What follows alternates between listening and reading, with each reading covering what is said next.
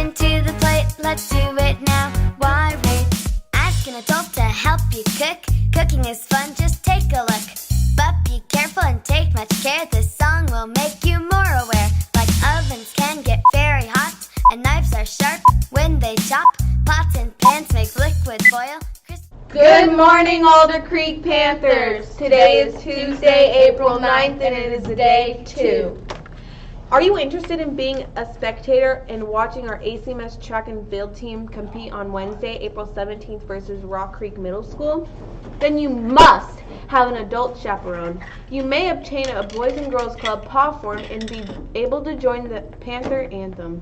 This group will sit together in the grandstands and cheer on the ACMS athletes with the Boys and Girls Club.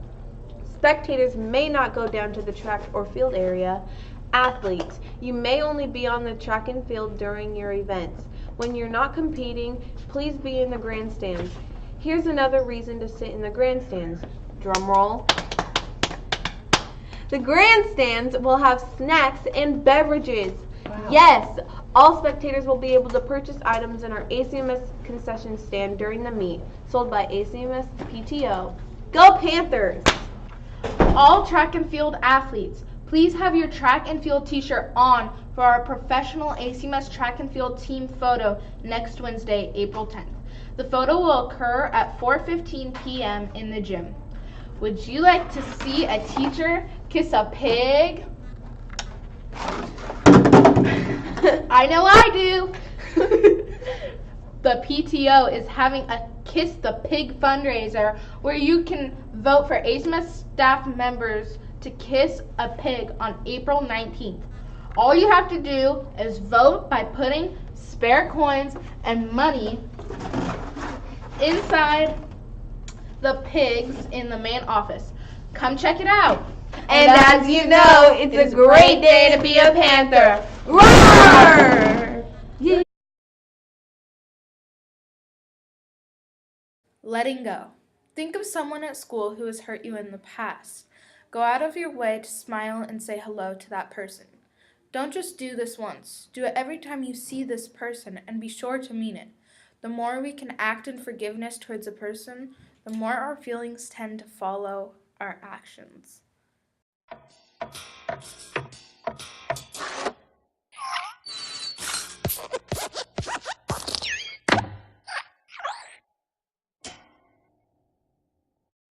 Join ACMS Live.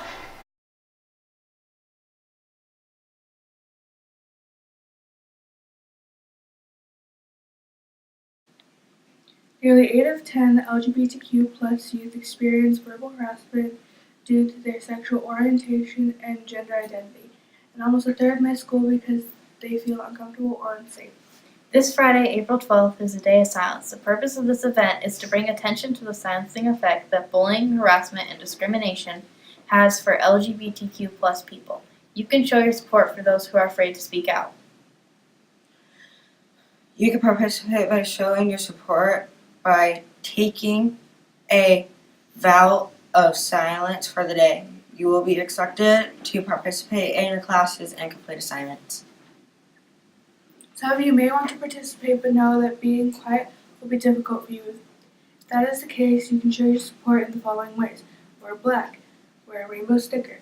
Help anyone who is participating if they need assistance communicating. Avoid using anti-LGBTQ+ language and correct others who use anti-LGBTQ+ language.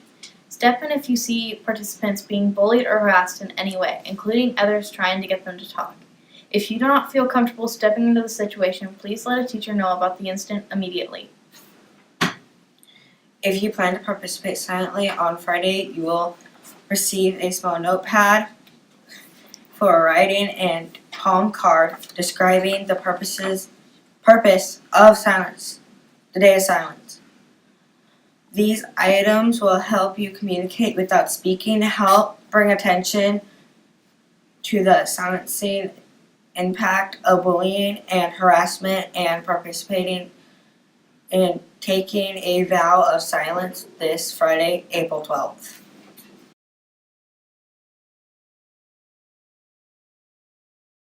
Happy Tuesday, Alder Creek. We are here welcoming you to the fourth quarter. We have approximately 9 weeks to go.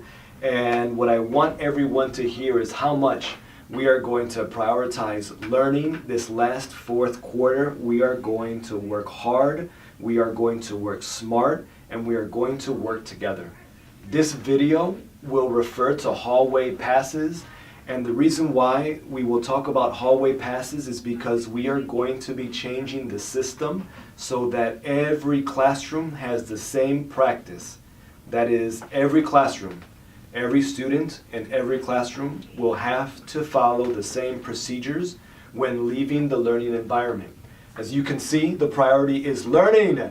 I just want everyone to have the opportunity to learn, to listen, ask questions. That's all that this is about. So the objective of this video is to learn and understand the new school-wide process and procedures of being out of class. And there are 3 parts. What do you mean by 3 parts? I think I see. It's something like 3 different things to consider when you want to go out to the hallway. Yeah, and for many of you, none of this is new. Some of you probably already know all these things. Like, for the first thing is first and last 10 minutes. Those 10 minutes are protected. They are guarded. So those first 10 minutes you are in class, those last 10 minutes you are in class. That's the time that teachers use to give you the class agenda. That's the time they use to check the planner so that you can be ready for class and for homework. Or it's time for review, time for prep. At the end of the class period, it's probably time for closure so that you know what you need to do.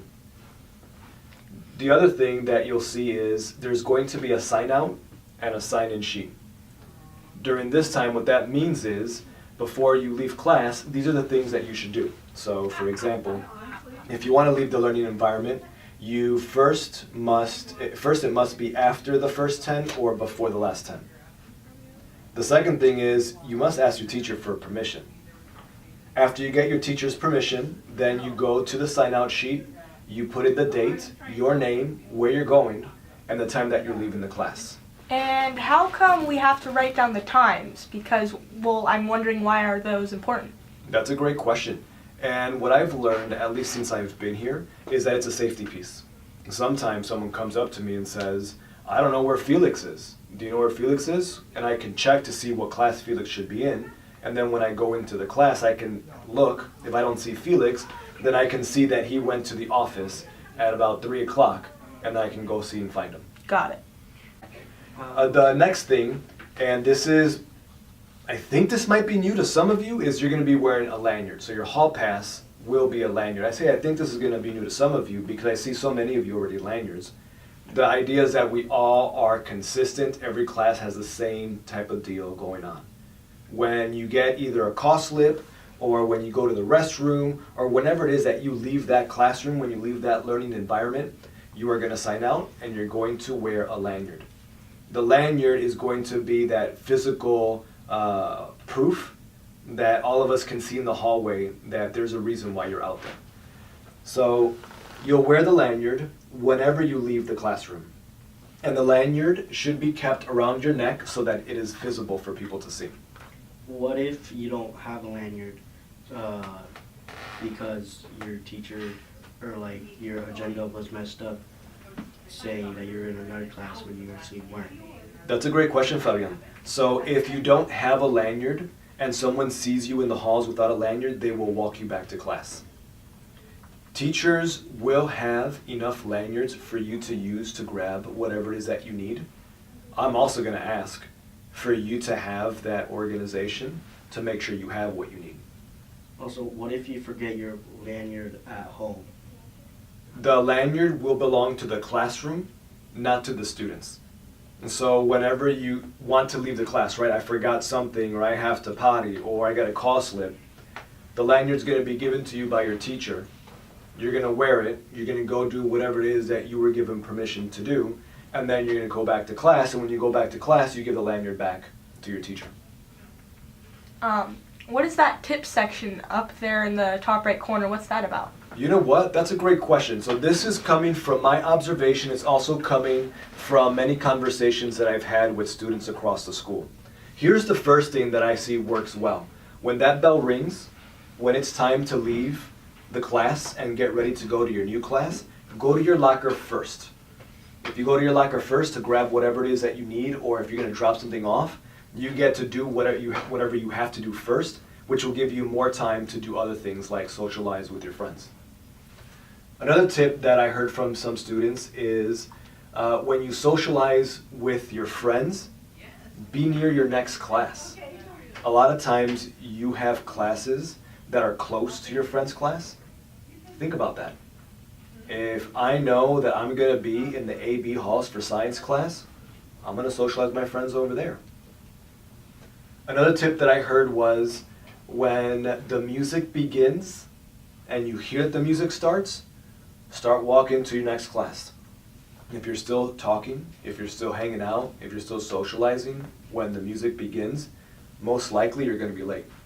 If you wait to go to your locker when the music begins, you're most likely going to be late, which is why I've learned, and I've seen people do this, go to your locker first. Another good tip I heard was use the restroom.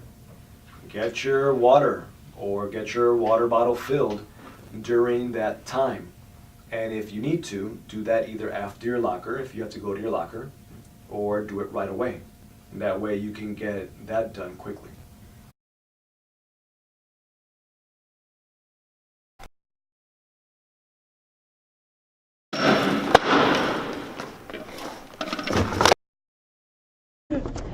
Okay.